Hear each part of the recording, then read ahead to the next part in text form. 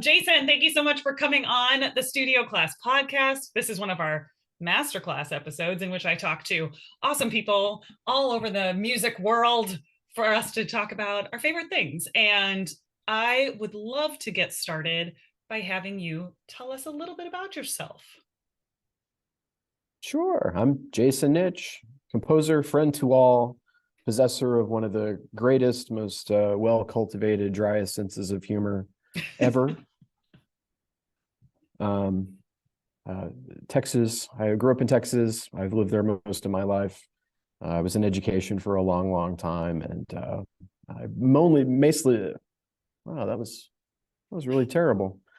Mainly have written instrumental music and stuff for the publication market for most of my career. So that's fantastic. Well, and I like to get started with all of my masterclass guests by asking you, what's an intention that you're keeping for yourself right now? Ooh, that's a good question.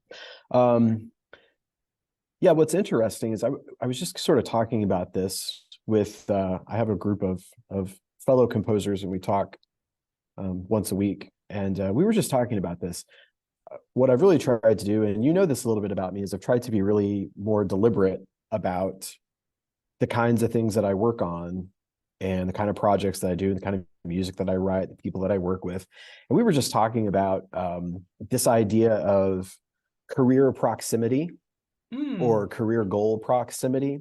Interesting. And several of us sort of had a very similar experience with this, in that I've been writing for 25 years, but I would say for 15 of that, I was just happy to be writing, and I wasn't spending much time thinking about, I wanted to be writing, and I was doing virtually nothing to try to be writing the kinds of things that I would want to write. I was just, if a job came in the door, I just took it.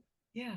And it was just like, oh, well, I'm not doing what I want to or what's really interesting to me, but I'm writing. So that's got to be close enough, right? I'm grateful to be doing work at all.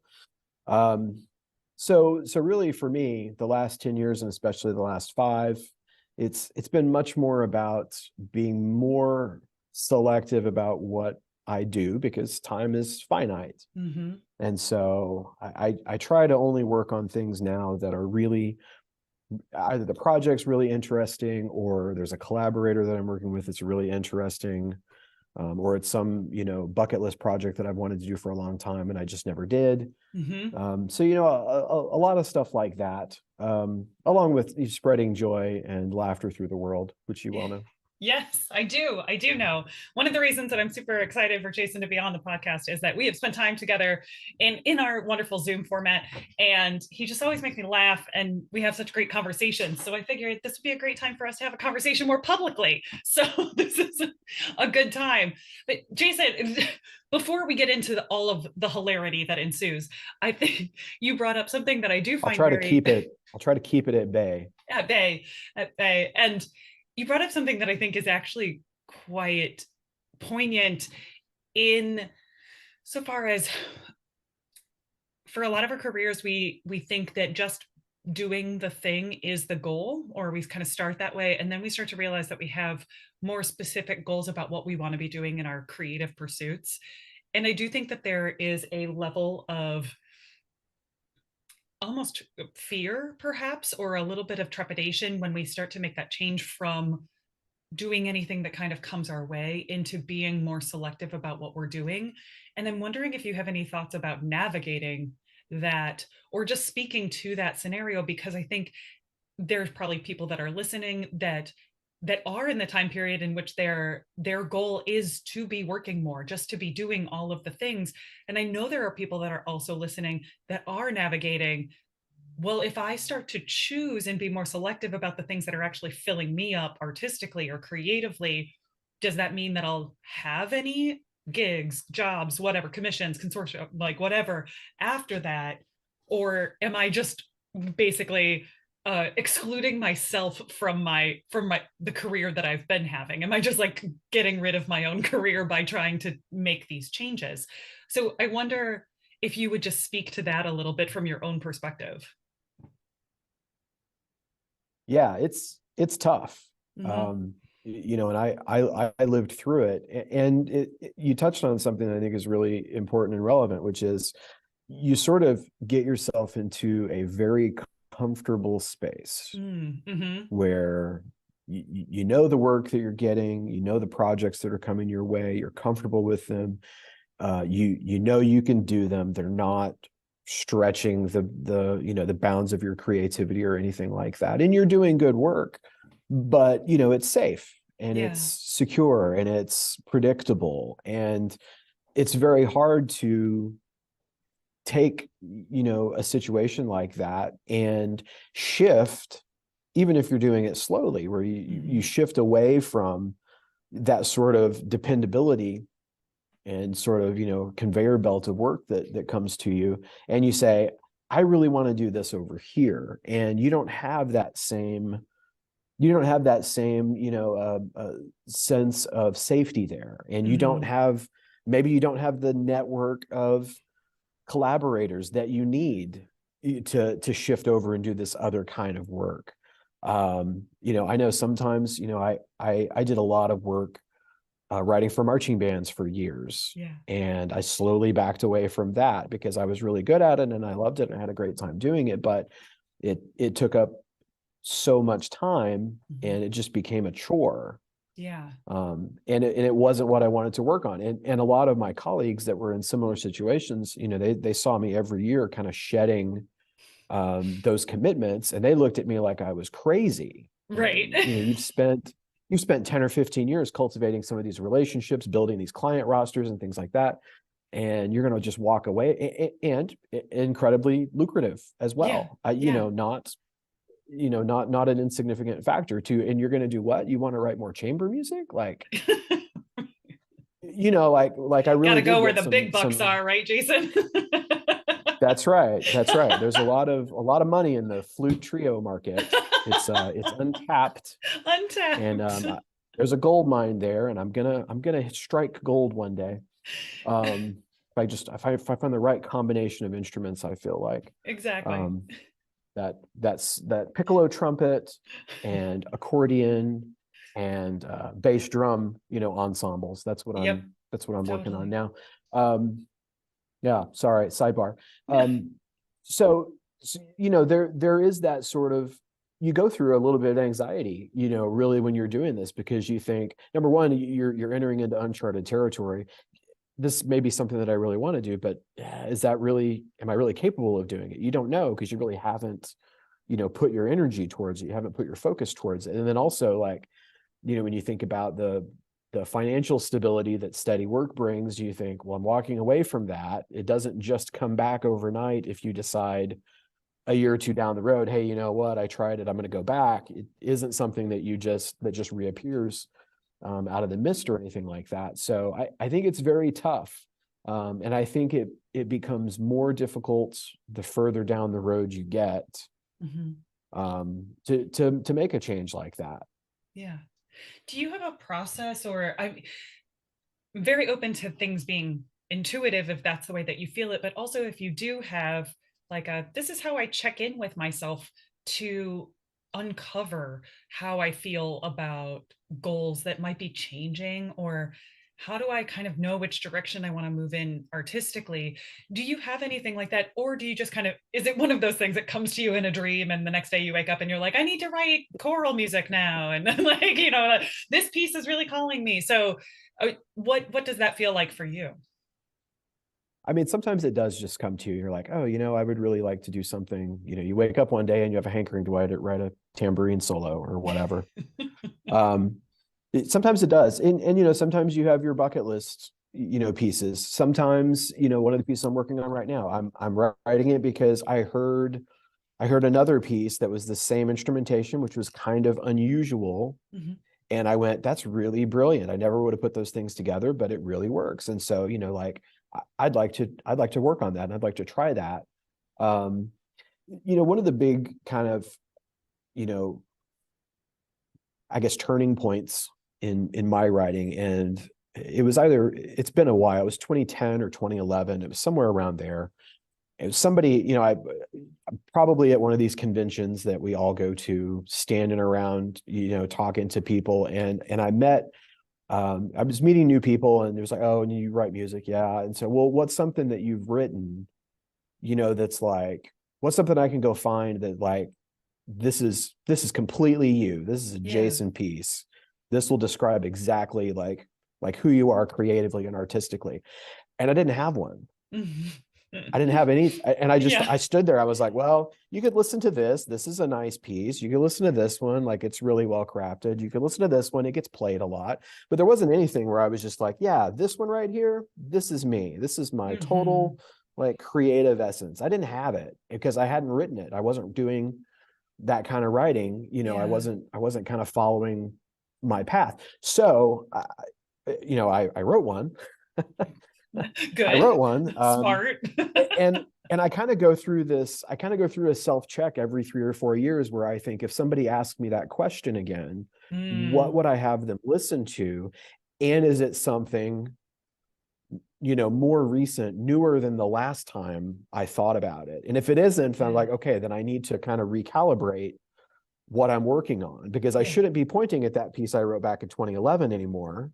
Yeah. I can love it and it could be great, but that Yeah. shouldn't be what I'm talking about in 2023. I should be talking about the thing I wrote 6 months ago or last Mm. week, or I'm Hmm. in the middle of. So I have found that really works for me. And there are times where I think, nope, I really don't have anything in the last year that I would really point to. I need to work on something that's a little bit more me centric. Yeah. Yeah.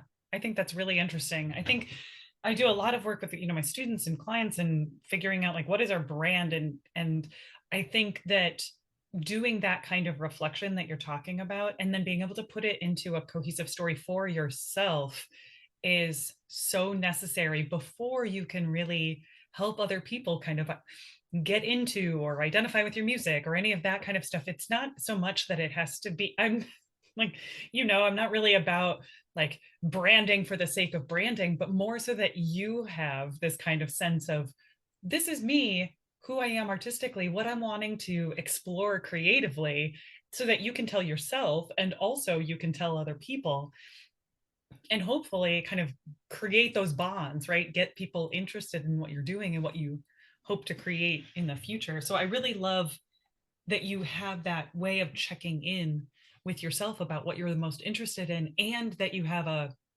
reflection point, right? Is this different? Has it expanded? Has it grown or Mm. changed since the last time I did that? I Yeah. do want to ask you before I And get too, two, oh, sorry, go ahead. I was gonna say, it's not always that you're pointing at something really epic either. Yeah.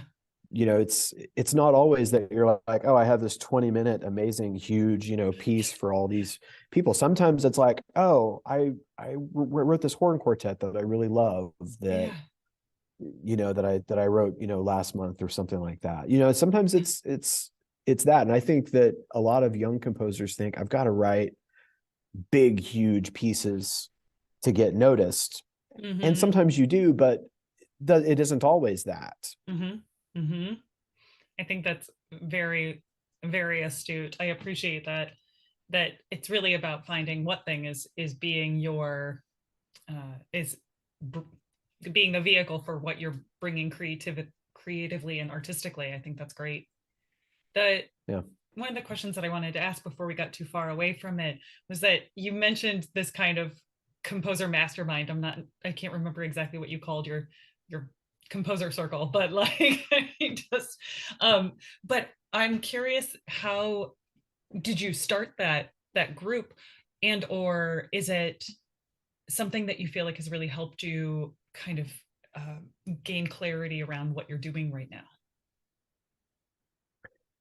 Yeah, it was actually a group I got invited to, Nice. by somebody that I knew that was kind of already, kind of part of a little circle of writers, and so that helped, in that, I sort of had a buddy, Hmm. which also allowed me, to feel a little bit more comfortable and be a little bit more, just transparent, Yeah. because I knew I had friends in the room. But what I what I love about it, I do love it. I really like the conversations that we get into, because we find that we all experience many of the same sorts of things. We battle the same sorts of things, even though some of us are older, like me. I'm an old man, You're yep, not. on the downhill slide, one day closer to death every day.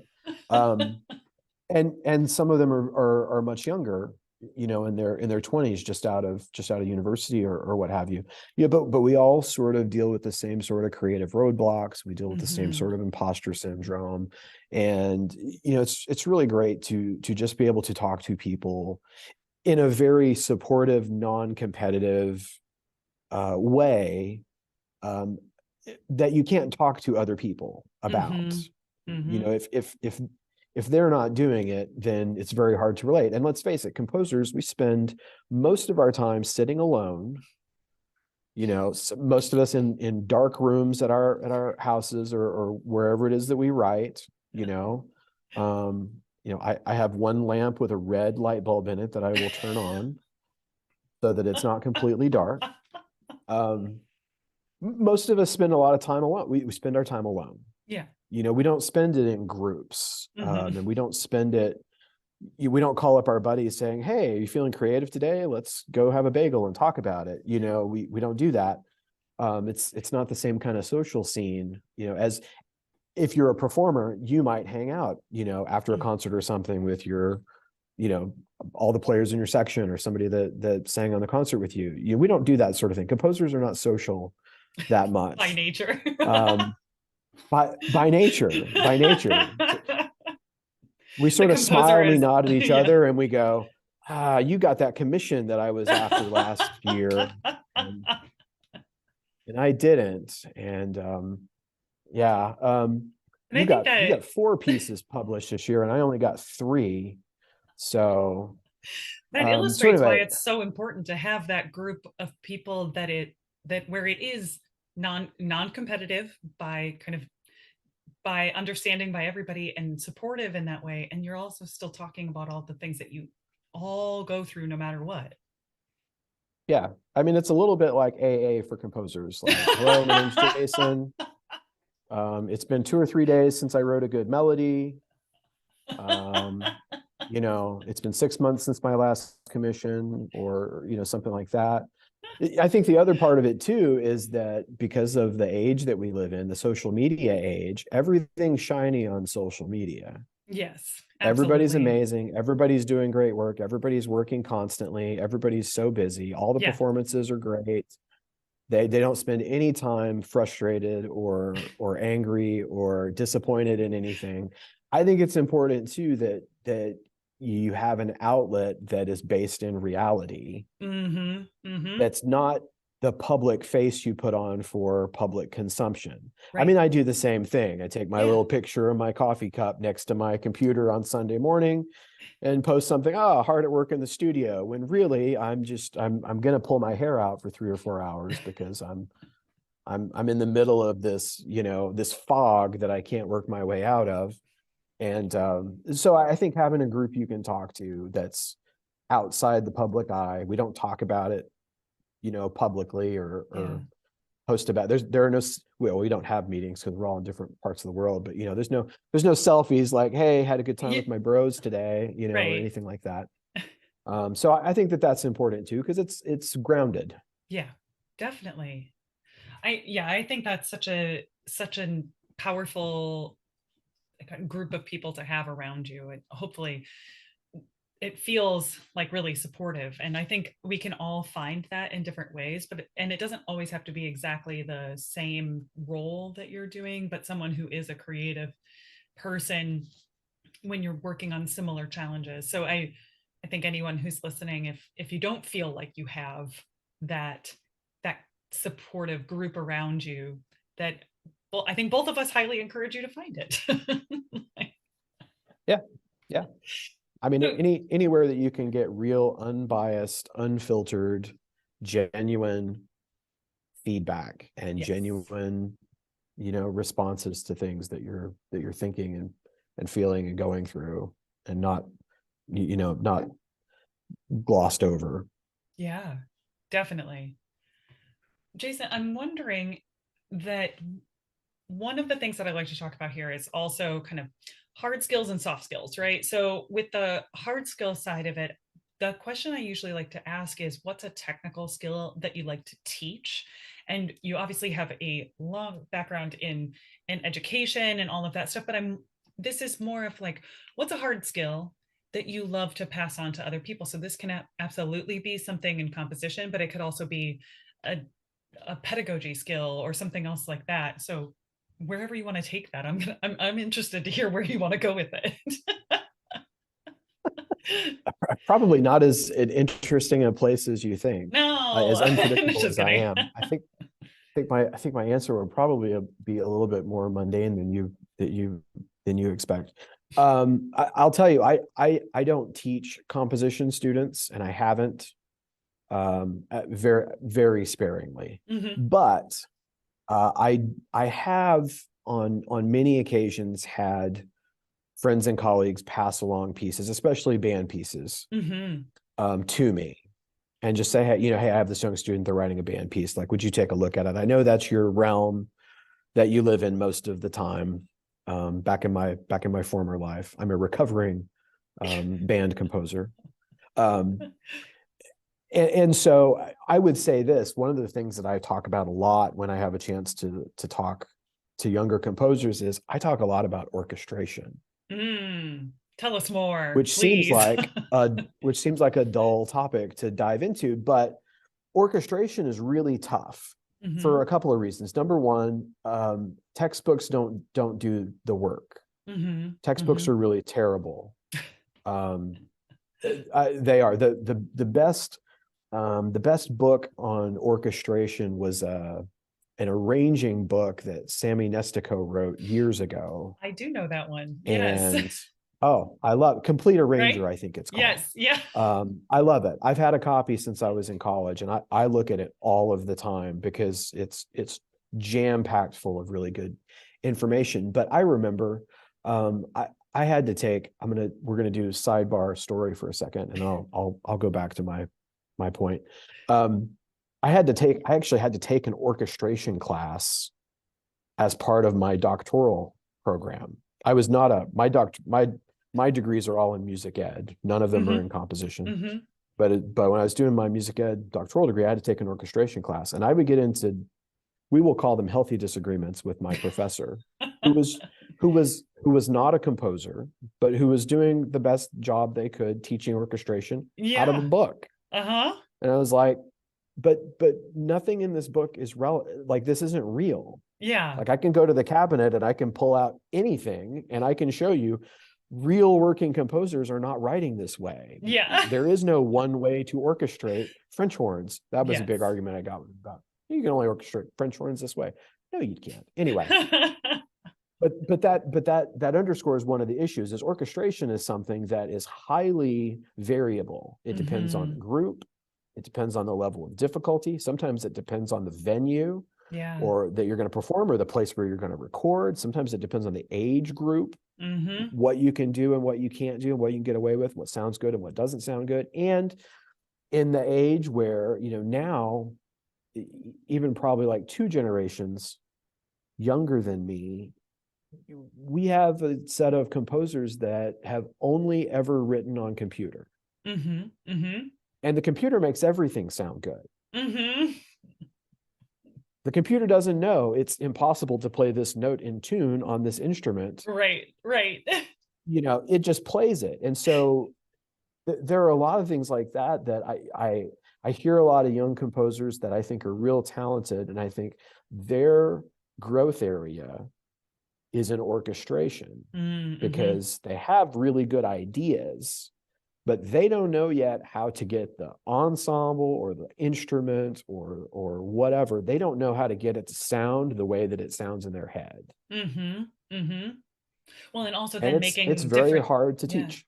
and making different choices than what the computer tells you that the computer can do, and then making the choice when you know what the instruments are really great at and what their weaker areas are, so that you are still Yeah. able to achieve your sound concept, but with the instruments that you have, not magical computer Right. instruments that don't totally Right. exist in real life that way. So I Right. feel you. Yeah. Which is why I love, and I know that we'll talk about some of my stuff a little bit later, but I love, like, um, some of my vocal collaborators that have their little vocal range charts that are real specific and detailed about my voice sounds like this right here, and I can do this right here, and I can do this, but I can't sustain it for very like that's really helpful information. And Yeah. that same set of information needs to be at everybody's fingertips, but you got to know it about 6 different kinds of clarinets, and Mm-hmm.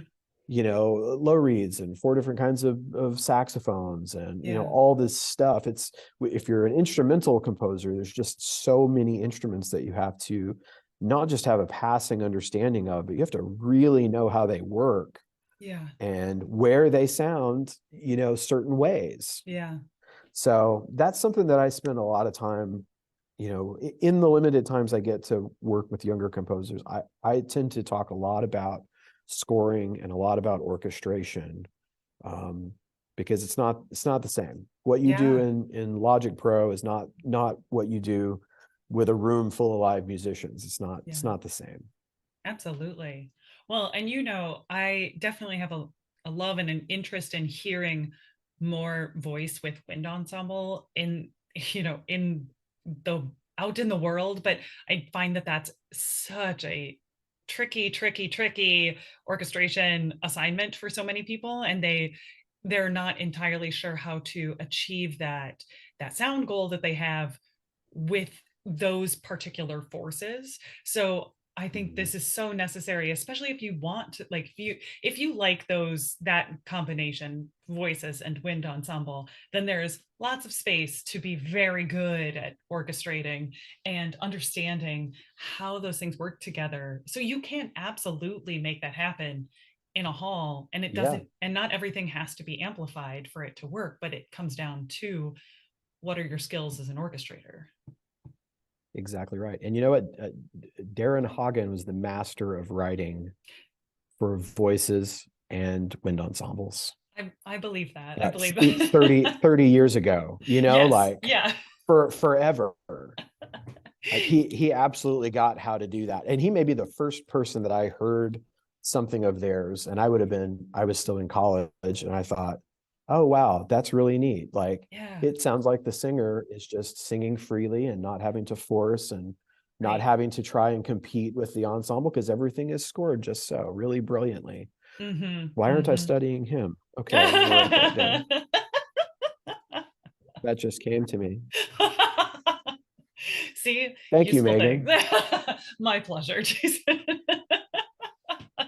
Well, in a slight like flip of what we've been talking about, because I was saying like hard skills and teaching like the technical skill of orchestration, I kind of like to flip that question around and talk about the career side of what we do. And I'm a big fan of micro actions, right? That like little nugget of something that you do, right? Breaking something down to its component parts and identifying what that is and doing that thing over and over, or doing that so that it doesn't feel like you have a mountain of work in front of you. It feels like very achievable things, right? So a micro action, as the example that I always use, is a micro action is not write the grant, because there's like 70 parts of that have to be done, but like it's Yeah. polish the like but the budget, figure out like finish writing the budget spreadsheet for the grant, right? That's a micro action. You can do that, right? So Yeah. when we think about our careers and we think about micro actions, is there a micro action that you've returned to time and again that feels like, yeah, it's this small thing that I've done, but it really does help me feel like there's momentum on that side of my musical life? I don't know. I don't have any momentum on that side of my musical Stop life, so it. it's very, very stagnant and not going anywhere. One of the things that I used to struggle with early on is, I always used to tell people that I was kind of I like to projectile vomit music, because What do you even I would mean? write I'm going to explain it. We're going to define. Okay, We're okay. defining. Um, because I would go through these long periods, 2, 3 weeks sometimes, where I wouldn't work at all, Mhm, mhm. and then I might work for like 10 days straight and just like nothing but work, nothing but Yeah. music, Uh-huh. and then I might not do anything for a month. And because I had this idea that before I got started on something, I really wanted to have it all worked out in my head. Mm. Um, so that when I finally did sit down to do it, I just did it. There was no Mhm. thought. I know what everything is. I know what I'm going to do. I know how I'm going to handle this and that. And that still happens sometimes. Yeah, I have done that recently a few times where I'm like, oh, I know exactly what this piece is. I'm just going to sit down and do it this morning. And 4 hours later, I have a piece. And that doesn't happen very often, but sometimes. So like one of the things that I try to do is I try to work every day. Mhm. Mhm. And I just accept the fact that on some days I'm going to write trash, and I'm going to write things that are not ever going to see the light of day, and they're never going to turn into anything. But it's deliberate action, Mhm. so that I'm not just passively waiting for the next burst of inspiration. Mhm. Mhm. Um, and what I found, and this is a relatively new thing, I would say within the last couple of years, maybe 3, 4 years.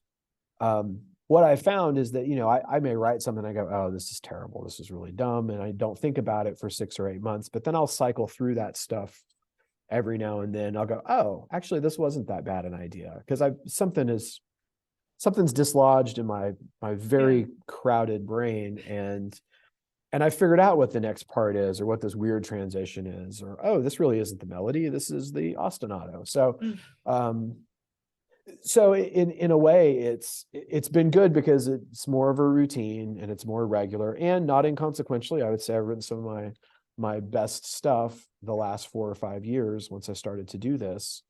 Um, but it's a really simple thing. It doesn't mean I sit down and write for 3 or 4 hours. I might sit Mhm. down and write for 15 minutes and go, you know what? I just don't have it today. Mhm. I'm gonna go do something else. But I try to be very deliberate about doing something a little bit every day. That's great.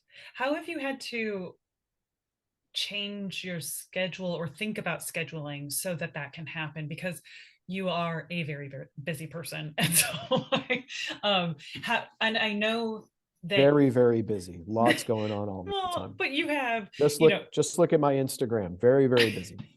Yeah. No, I you mean have a lot of you're right. projects. You care about being I with do. your family. Like you do have like a very involved job, all of these kinds of things. And so Yeah. it's one thing when we look around and we're like, oh, well, if I didn't have all of these things, then I could write every day. And it's another thing when we look at our lives and we say, okay, I have all of this and I do want to be present, in my life and have fun and see my family and do all of the work that I want to do. So how am I going to structure this in a way where I know I am going to sit down and write or give myself that opportunity? Yeah. It's tough. It's tough, and you have to have a plan. Hmm. And I have some friends that are like, hey, every day from 1 to 5 I write music. And okay, I've never been able to operate that. I think because, yeah, I spent so much time as a teacher. I got sort of accustomed to this idea that, my writing time was going to be irregular, Hmm. and it had to happen in the margins, or, in the spaces between all the other things. Yeah.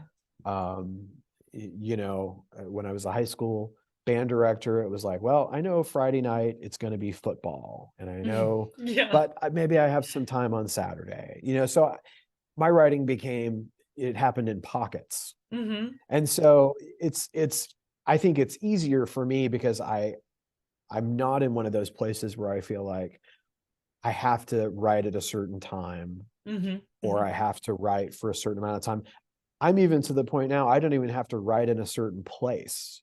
Oh, nice. Yeah. Um, and there was a time where I was like, I really didn't feel like I could relax and focus and clear my head unless I was sitting in my studio And I had a bad science fiction movie on in the background.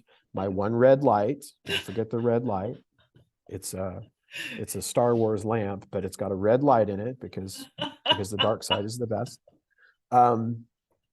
There was a long time where, if I wasn't in that, it wasn't perfect conditions, it's not 68 degrees, then I couldn't do it. But in my old age, I find I'm much more flexible about writing conditions, and it means that I can find more little pockets of time to work that I didn't have before. So especially on a day when I'm not feeling it, it's easy. Like, Yeah. I can find 15 minutes somewhere to throw something down and then promptly discard it. And if I have a really good idea, then it becomes more challenging because I know, I really need an hour or two. So do I have it? Do I need to shuffle something around? Do I need to postpone something?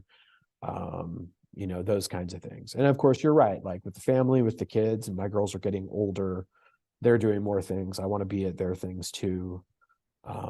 So yeah, it can definitely be challenging. But I think if you just look, it's like anything else. You make time for it, you have it. If you don't, you don't.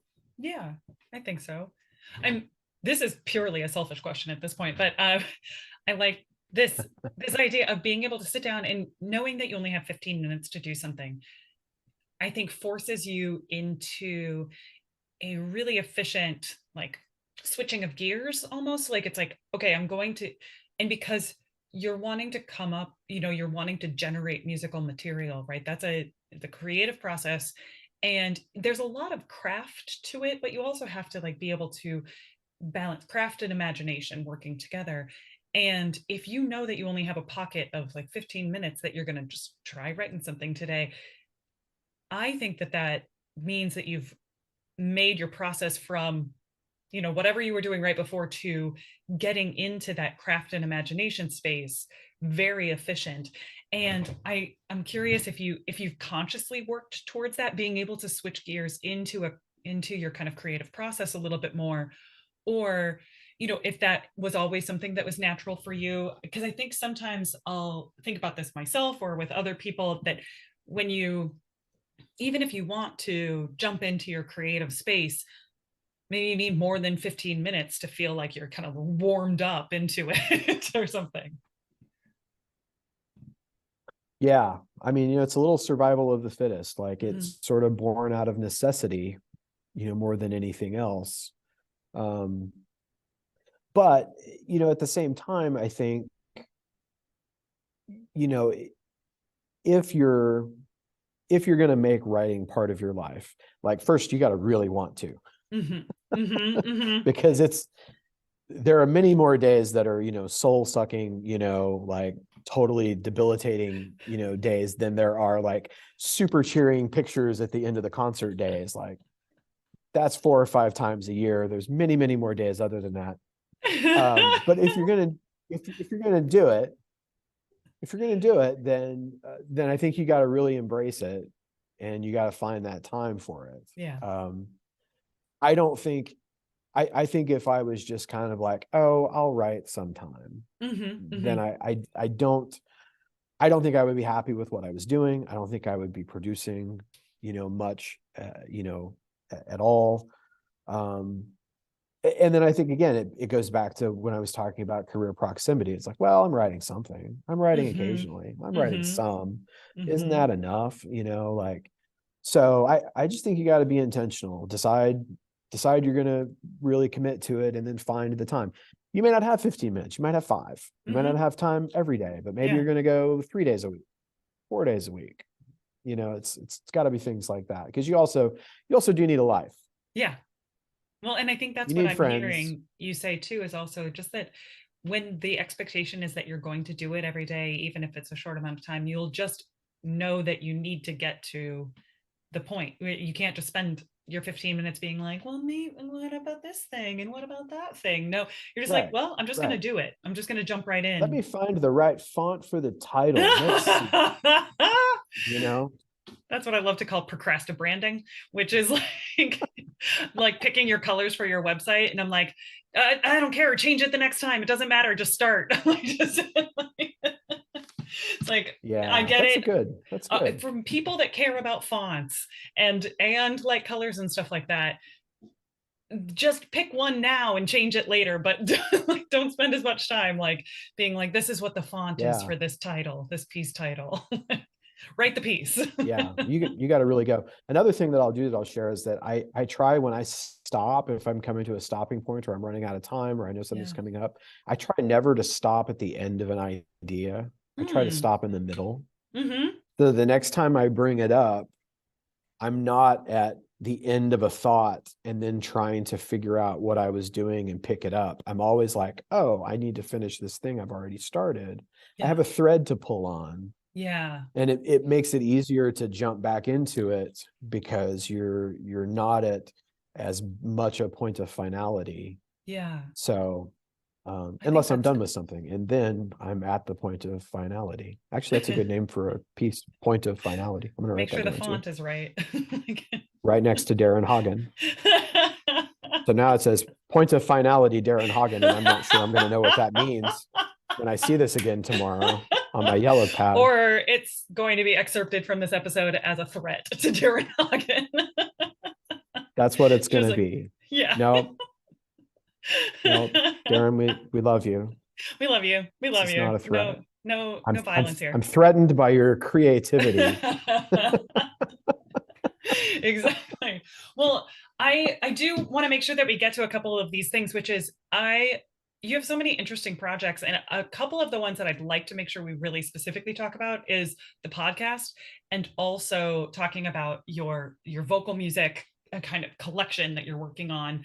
So I'm hoping that we could jump in first and talk about the podcast a little bit more, and where that idea came from, like why you wanted to pursue it in that format, also kind of any of the interesting things that you had to explore, challenges that you weren't sure how you were going to like make happen to kind of put this all together.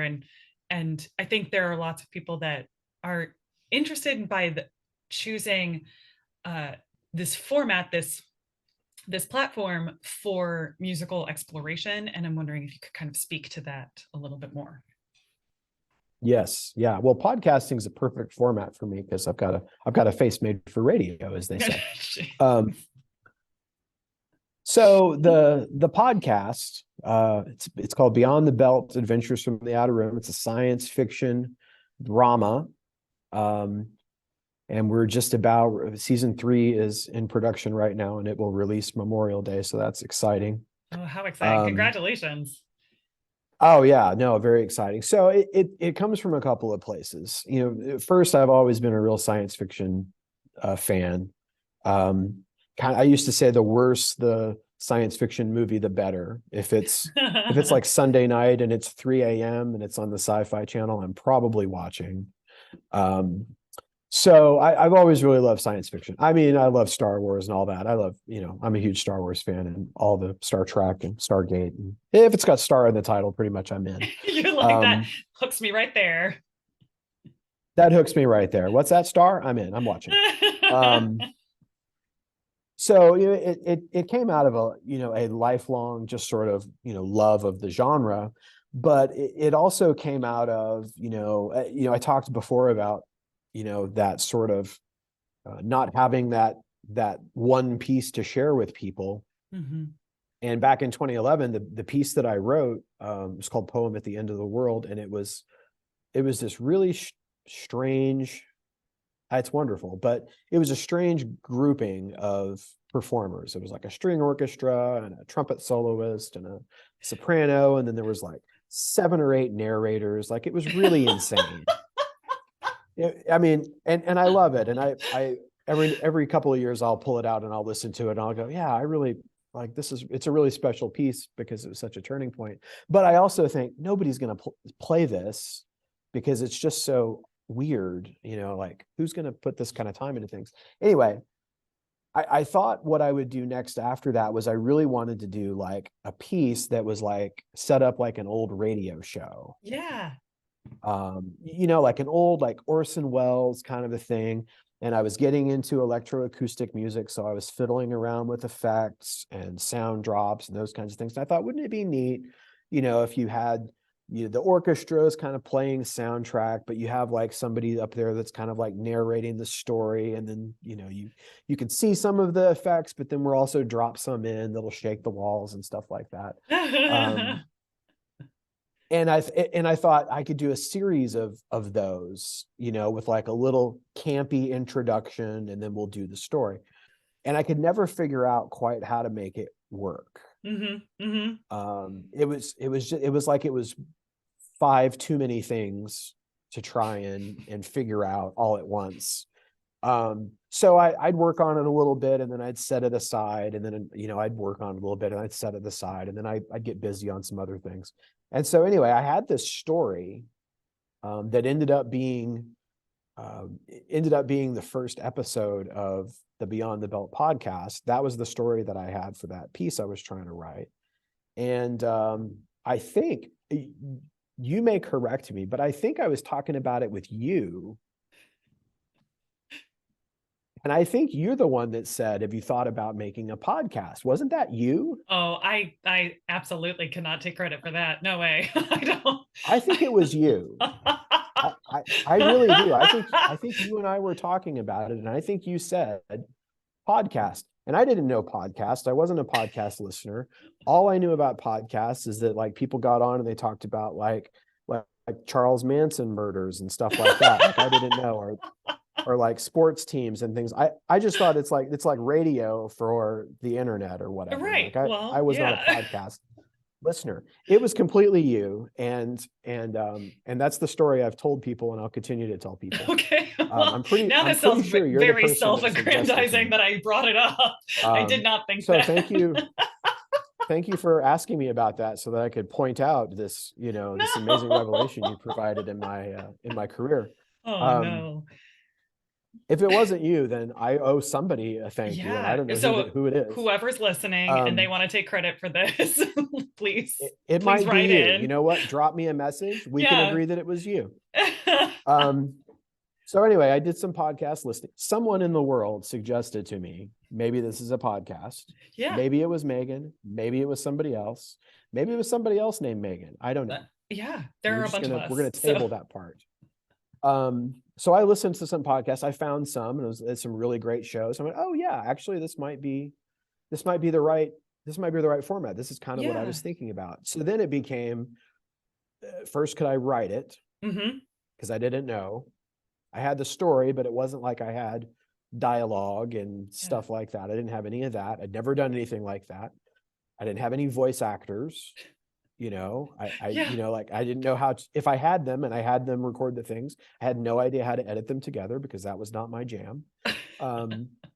So that was it. I wrote the story with the dialogue for the first episode, and I pretty much decided I would do the first episode and just see if it's possible or if this is really dumb. And so I wrote it, and I went, okay, this isn't too bad. Let me find some people to record it. So I found some great voice actors and actresses to record the first episode for me. And I kind of edited the story together, and then I sat down and I wrote the soundtrack, the score for that first episode. And my good friends at the Cape Town Philharmonic recorded it for me in the middle of the night in Texas, but I assumed during the day in South Africa. But it was like 3 a.m. where I was watching on the Zoom. And so then I had that, and I went, okay, I have this recording of the dialogue. I have this recording of the score. I'll figure out how to put it all together. And I did. And I went, oh, now I need sounds of doors opening and explosions and gunfire. How do I do that? And so then I figured that out. And so I got to that whole thing probably took, I don't know, 3 months. The first episode, maybe 3 months, 4 months. It was a while. All the while I started editing, I was like, well, if this really is going to work, I need more than one episode. So, right. And so you're like, oh, can each episode be like 3 months in the making? Like, we'll release one season every 5 years. It'll be great. Everybody will have so much anticipation for what happens next. So much. So while I'm trying to figure out if I can make episode 1, I was writing the other episodes of the season. I Yeah. was writing the stories and the dialogue. And I got to a point, and I had edited it all together, and no one had heard this. I didn't really talk about it with anybody because I thought, I don't want to talk about this with everybody, and then it doesn't work, and then they're like, Jason's so dumb for trying to do this thing. I talked to nobody about it. Yeah. Like my wife sort of knew something was up, that I was working on something, but it's not unusual for me to be working on something and be like, yeah, I don't want to share this with you yet. She's used to Yeah. that. So I remember I pulled her into my studio one day, and I said, I'm going to play this for you. And I explained to her what it was. And I said, if you like it, if you don't like it, if it makes sense, if it doesn't make any sense, if you think it's dumb, if you think it's great, when it's over, I just need you to say, yeah, that's cool. Mhm. Honestly, And such a real feeling for like all of us as creative people, just like with our people in our lives, to be like, hey, I'm gonna share this with you. Also, regardless of your feelings, just maybe a good thumbs up, and then just yeah, go about your business. and That'd be fine. then you just leave. Yeah. Right. I don't want to hear anything else. You say, hey, that was neat, and you go. And I feel like we all So understand anyway, that with each other. absolutely. So that went okay, and then I played it for a couple of other people, and everybody sort of, the kind of dozen people I shared it with were kind of like, yeah, this is really something that you should really go after. So I think I wrote and recorded and edited the other 7 episodes of season 1. I think took me 3 months. Wow. Because essentially when I was done with episode 1, I'd figured out all the things to mess up and all the ways to do it wrong. Yeah. And I'd figured out kind of what I needed to do. And there's still some things when I hear parts of season 1, I go, I could do that better now. But it's an artifact of where I was creatively at that point. Absolutely. So anyway, that's sort of what happened. And then to my astonishment, people listened. Yeah. I was as surprised as anybody, but I released the season one episode at a time, for 8 weeks, and people listened. And I said, well, if Wow. people listen, I'll do another season. And Yeah. then now we're going into season 3, and I'm in the middle of editing season 3 and writing season 4. So That's so cool. Congratulations. Like really, I yeah, just love from also just this conversation when we were talking very early at the beginning about exploring what we get excited about and following kind of artistic goals even when they've changed. You wouldn't, I doubt that you would have known that you would have been writing and composing an entire podcast, series, even what, 6 years ago or something like that. And then no, those threads all started to come together, and you did the hard work of, all of those times that you have to like Google, like, how do you add this sound effect to the thing, right? Like the all of that kind of stuff. yeah. I And I won't tell think, you yeah, how many different variations of laser blasts I listened to before I was like, oh, that's the one. that's the That's the one. one I want. This is the one laser blast I need. Yes, Very right. cool. Awesome. Let's go on to explosions. Where's the explosion that I need? Yeah. Yeah. It was really strange. And the fact that you've done that work, you knew that you were committed to that goal, right? That artistic goal, that creative goal for yourself, and doing the finding the right laser sound is that little micro action kind of stuff where you're like, well, no, I just have to find it. Like, I got to get there. Otherwise, this is Yeah. not what I want it to be. And I think we all have that, but that's that unglamorous side of our creative work Right. where Right. what you're saying is you just sit down and commit yourself to it. And Well, and I had nothing to yeah, lose, because the yeah. worst thing that could happen was no one listened. And every composer has experienced that. So nothing to be feared there. Like, Nothing to be feared. You're like, it's only when people oh, like listen and hate it that gets really. If nobody that's right. listens, then really no But you know what? skin off you. Then if they're hating it and they're complaining, you've reached them on an emotional level, and I count that as a Absolutely. win. I'll also take that as a win after I'm done crying about it. That's right. You may cry. Yeah. There's lots of crying involved. Let's not sugarcoat it. There's plenty of tears, but yeah, you've touched somebody emotionally, so where that you have elicited a response from them. Right, right. That's powerful stuff. I feel like, yep, I hope those reviewers are still thinking about me and the emotional response that I elicited for them. Like, That's right. but That's we right. all, but that's exactly it. And so I really appreciate you talking about the whole process of creating something like that, which is committing to it, and that you really do have a lot of time that you spend in individual pursuit of something like that before you can share it more broadly, and Yeah. just staying committed Because through those also things. you're creating a whole world. Hmm. Hmm. Honestly, after season one, the rest has been easy because the world exists and the characters Yeah. exist, and there are little threads that you can pull on that you left open in other places, and you have themes, Yeah. and you have your good guy theme and your bad guy theme, and you have your innocent civilian theme, and all that kind of stuff that you just go, oh, this is a bad guy. I use the bad guy theme. Here it is. Sprinkle, sprinkle, sprinkle. You Sprinkle. know? Yeah. Yeah. With that in mind, as you've been approaching, I know a bigger project that you're working on right now is all of these art songs, like a collection of art songs where you're doing a lot of Yeah. collaborating. Has it felt like the the beginnings of the podcast where you're doing a lot of that kind of discovery part, or does it seem more like a mixture of, oh, I've done this work before, it's just a different instrument than I'd been spending a lot of time with in the past? All those things. All of the above. All those things. It feels uncomfortable. And I ignored writing for voices for 20 years. What, did you not I like wasn't us? What comfortable happened? with it. Like, I don't know. No, you're lovely. I don't know.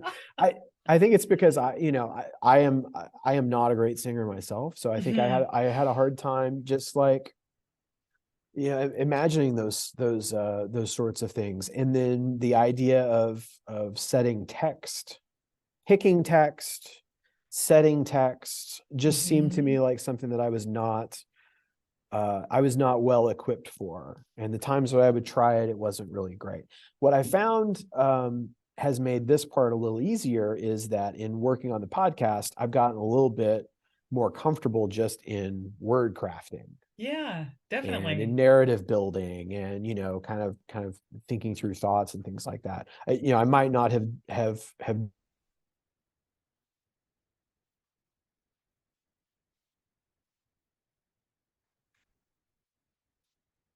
done something like this if it weren't for that.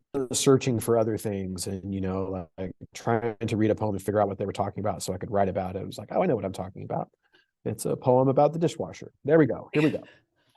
Lots of rumbling and gurgling sounds, and we're good. Um, so that helps a lot. But the voice is a very special instrument, and every person's is incredibly unique, which in some ways is Yeah. terrifying, Yeah.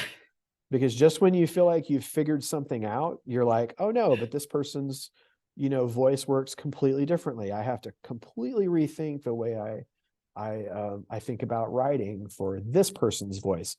That was one of the reasons why doing the art song project, it was important to me to find specific collaborators to work with Mhm. so that I could write specifically for them, and so that I could write things and send them to them and have them, say, hey, take a look at this for my voice, this for Yeah. me, it's going to be this, you may want to adjust this, or this isn't going to sound the way that you think it is. And that's been really great. Um, so it's been really enjoyable for me. I don't know if all my collaborators would say the same thing. I doubt it. No, that's not nice. Like, Because I'm very challenging sometimes. No, they're all really wonderful, and I'm waiting on us to have some opportunities to perform some of them and record some of them, and I'm putting the finishing touches on a few of them. But that's been really great. So the 6 art songs will be out sometime this year, either on the website, or some of them will probably get published, but probably not all of them. We'll see how it yeah. goes. Publishing is a fickle business. Well, because people are probably listening to this, and I love making sure that listeners can find like new art song, do you think that they should come to your website for that? Can you tell them where those might end up if they wanted to check them Yeah. out? Yes, I have two websites. So I have one, jasonnitsch.com and Nitsch. The S doesn't belong, but for some reason we keep it. Jasonnitsch.com is my composer website. And so you can find out a lot about me and you can hear a lot of demos. If you want to go to the kind of quote unquote store site, you go to suburbanzombiemusic.com. Yes, you heard it right, folks. Suburbanzombiemusic.com. And That's memorable. there Like, it is memorable. Yeah, yeah, yeah. yeah. And everybody told me I needed a memorable name. Like, what are you going to do? Like Jason Nitsch Music? Like, that's really dull and boring. Like, I need something better than that. So yeah, suburbanzombiemusic.com. That's pretty much where all of my music lives. And it's either linked to the publisher if it's a published piece, Nice. or you can listen to it. You can watch the score videos, and you can purchase and download music there. Yeah. So I have to that's say, where I you have can done find this me. and it is very easy. I really like to point out your store as a good example. So composers who are listening to this, also go check out Jason's store for like design and ease of buying scores. It's wonderful. Yeah. Well, and I wanted it to be easy for me, and just as a byproduct, it became easy for the purchaser. So Appreciated. I want to make sure my intentions are clear. Like, it was Yes. really all about making it easy for me, but yeah, it's quite easy to use. So I'll take it. Awesome. Well, Jason, I mean, I obviously you and I love to talk all the time, so we're going to keep doing that. But for this point in time, I'm I'll bringing see us you towards tomorrow. the We'll record another one. yeah. We'll just keep this going. Is I love to kind of finish up our conversations by talking about curiosity. I run a whole podcast where I ask people questions, and I think that curiosity is a superpower. And so I'm interested in what you're curious about these days. This gives me a great chance to plug another new project I'm involved with while answering your Yes. question. I've gotten really interested, in part because of some of the podcast listening I've been doing. Yeah. I've listened to a couple of podcasts on my drive to work these days. I've become really interested in like composer origin stories. Oh. In particular, like, like what was your entry point into music, period? Like, Yeah. were you in a school group, or did you have a musical family, or like how did you get into music, period? And then like what did that look like when you decided you wanted to try to write? Yeah. What was your, what were people's sort of earliest experiences trying to do that? So I'm in the middle of putting together, I'm going to launch a podcast later this year called Composer Chats. Oh my goodness, so many podcasts. Composer Chats, where I have guest composers on, and I pretty much, that's what I want to talk about with them is that sort of thing. What was how'd they get their start in writing? What are some of the things that surprised them or disappointed them, or what were things that frustrated them, or what's their advice for young people? Because I find that when I talk to my colleagues, we talk about it with each other a lot. Yeah. But we don't, you don't really talk about it outside of that to other people. And yeah. I think it's really interesting.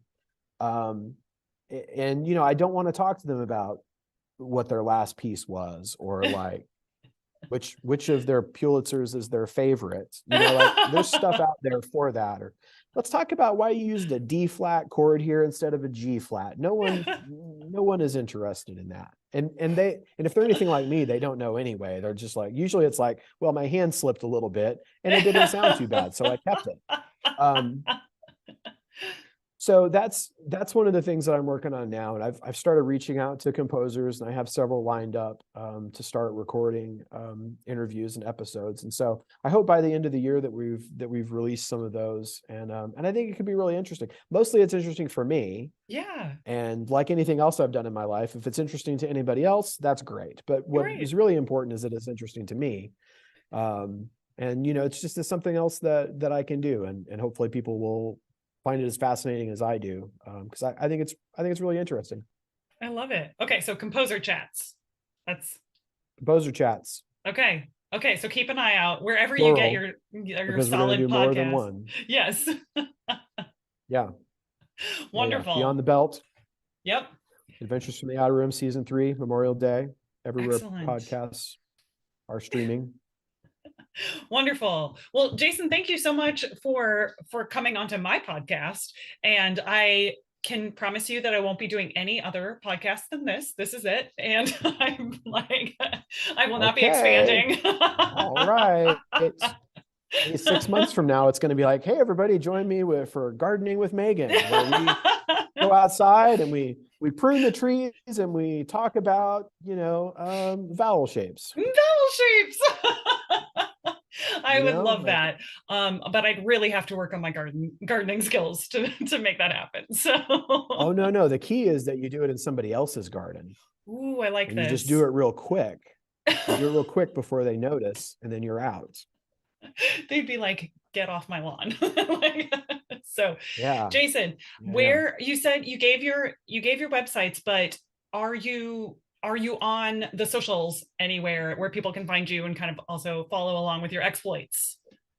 You can find me on the Tweety Bird at Jason Nitsch.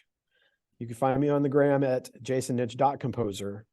Okay. And if you're an old person like me, you can find me on Facebook at Jason K. Nitsch, because I have a cousin whose name is also Jason Nitsch, and he got that name before I could get to it. So I had to use my middle initial. So it's too fast for you. Okay, but are you on the TikTok? I am not on the TikTok. No, I don't like dance really well. So I don't feel like that's a good vehicle for me. No. Okay. No. Okay. Well, when you I could do a series of TikToks about, me at home writing, and it could just be me staring at the screen. I feel like it's just going to be a series of the TikToks, you going through laser beam sounds. Like, just which one would you pick? That's all it would be. That's all it would be. Every TikTok is just an exploration of different explosions. It'd be the same every day. I'd just be in a different shirt. That's it. That's all. Only difference. I like it. So maybe. Okay. We'll see.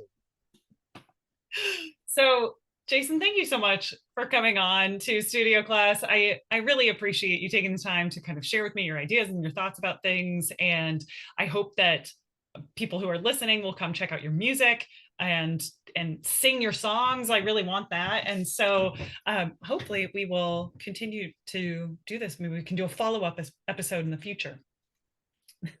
Yeah, sure. Like next Tuesday, does that work? Yeah, right. Gotta get on my calendar early. Very, very busy. I know. So I know. Again, Jason, thank you. And yeah, I hope that I do hope that we will get to do this again. So thanks again for coming on Studio Class, and we'll, I don't know, stay sparkly inside and out. Yes, stay sparkly. That's interesting. That feels, I feel like that's a hashtag. Yeah. And is that the hashtag for the podcast? It is. I don't know if we use it as a hashtag, but it's definitely a tagline. So that'll okay. All okay. Right. Well, yeah. I'll wear my t-shirt. Just send me one. Yes. Okay. Keep an eye out for the merch, folks.